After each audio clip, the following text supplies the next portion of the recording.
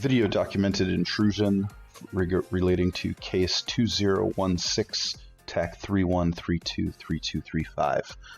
I have successfully obtained my CranPi microcomputerizer from Holly, and am now using it to break through the defenses, the locked doors that I was unable to inspect earlier. I'm hoping these doors will lead to clues that can help find Santa Claus before it's too late. This particular door appears to have a passphrase hidden inside of a PCAP file. The PCAP file is a packet capture file, and it's in the root or / directory, which we are already in. So let's take a look at that file. As we can see here, it's only readable by the owner of the file, and that owner is Itchy. We are currently the Scratchy user, so that doesn't help us at all. However, there are some commands that allow us to run commands as other users, and primarily that user or that command is called sudo, short for super user do, or sudo, or some people say sudo, which is fine. It doesn't matter. But sudo has a flag called -L, which will list the commands that you are capable of running as your own user.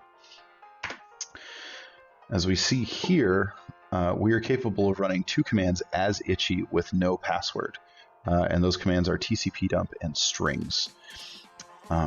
It being a PCAP file, tcpdump is probably the more logical choice of the two to start analyzing this file. So let's do sudo -u to specify which user. We want to do Itchy, and we want to run the tcpdump command. We want to see the packets in ASCII, and we want to read in out.pcap. Now that is a lot of gibberish, so let's just start from the top and see if we see anything interesting. Here's our command. Kind of see some stuff here. Synac, ACK. Okay, that's the normal TCP handshake. And immediately after that, we see this, which should look familiar, which is a GET request for firsthalf.html with wget user agent. So we'll scroll down. We'll see some users or server response stuff. But here's where we really start seeing. Here's the first HTTP response saying 200 OK. We know that file. They're using a simple HTTP server running from Python 2.7. We see some headers here: content type, content length, last modified. So this is very odd. I mean, it's more jumbled than you would see in Wireshark or something else. But it is recognizable as HTTP traffic. So this is good for us. And we're already getting our first half. And so here is the web page. And this web page has a hidden form field called part 1. And the value is Santa SLI. Maybe he's into video games. He just got a sweet graphics rig.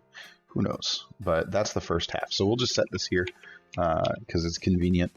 As long as we don't enter, it'll be fine. And we'll keep scrolling to see more of this traffic, and maybe we'll get, second half HTML. So keep scrolling. Okay, so we see this get second half.bin. Well, that's not helpful at all. If we see down here, we kind of start seeing the HTTP 200 OK, simple, all the headers that we saw before, except we're seeing an application octet stream, which is interesting. So if we now, as we get to the actual file, this looks like the gibberish we're seeing up top, where it's just, you know, the ASCII representation of, you know, binary and hex headers. Now what we're seeing is actually the representation of the binary data in the .bin file. So how are we going to look at this? Well, fortunately, Linux has a command called strings that we can use. And basically what it does is it takes all of the ASCII readable data inside of a bin and prints it out for us. However, if you'll notice, we already set it to do that. We told TCP dump to do it, and we still got this junk, right? So what's going on here? What do we do? Well, if we look, we have strings has this option called encoding, which is basically, it's not necessarily just going to be straight ASCII. It might be different kind of encoded characters, right? So we can possibly use this to display the binary data in there that wasn't readable. So we will sudo -u for user, itchy again, and we're going to run strings this time with the -e for encoding, and we have to pick one of these encodings.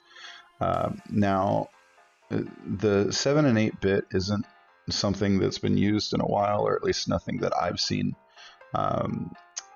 16 and 32-bit are interesting for us, and we have two options here based on what's called endianness.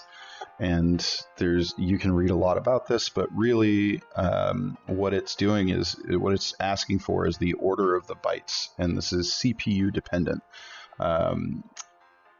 Intel chips or Intel family chips use little endian, which means in the easiest to understand terms without going into a huge aside, the bytes are in reverse order.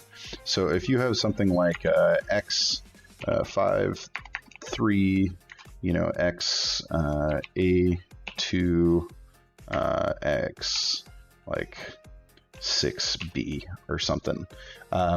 In little endian format, it would actually be x6b, x a2, x52, right? There are many reasons for this. It has to do with the way the stack is read, and really it's just made to confuse developers and hackers. But anyways, the important thing to know is that we are little endian. So instead of using the B, we're going to use the L for little endian, and we're going to read in that same out.pcap file. And if we see here, part 2 is TTLE helper. So time to live extended helper. Interesting. Let's do this. So Santa SLI TTLE helper. That says Santa's little helper. So likely that is going to be our passphrase here. Santa's little helper. And we're in.